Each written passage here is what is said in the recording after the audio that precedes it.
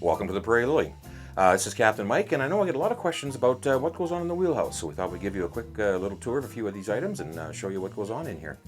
First of all, of course, there's the steering. This is the Helm. The way it works is this is actually a hydraulic pump for those who are technically inclined, and that pumps hydraulic fluid either one way or the other to move the ship's rudders one way or the other. That moves it to port, and turning right moves it to starboard. We have a situation here, we've got a dual control. There are two main engines on the ship, and these are the controls for them. One click puts it in gear, like putting your car into drive. And then the further you move the handle, the faster the engines go. To go in reverse, same thing. That kind of puts the engines in reverse, and then faster and faster. And we have both engines, so the ship can be very, very, very tightly controlled with a twin screw ship like this. These are the control panels for the main engines.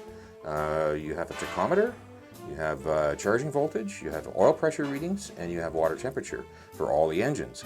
And these engines also have an alarm system, so if any of the parameters are exceeded, if any of the temperatures or pressures are not within their standards, the alarms sound immediately, and you can take action to solve any problem you may have.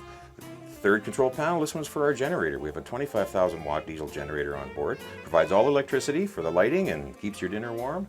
And that's a control panel for that. Once again, same idea with the gauges.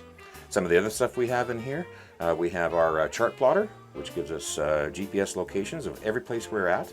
And it also gives us depths. And it also gives us a profile of the river bottom. You can actually see the sand waves when that thing is turned on as you go over them. Up here we have our VHF marine band radio to talk to other boaters who happen to have that equipment. And that's just about it. Control switches for all the navigation lights. We have a second depth sounder, a very shallow river, so we all make sure that we've also got a good accurate reading of how deep the water is at any place along our course. And that's about it for the quick stuff in the wheelhouse. We'll hope to see you on board.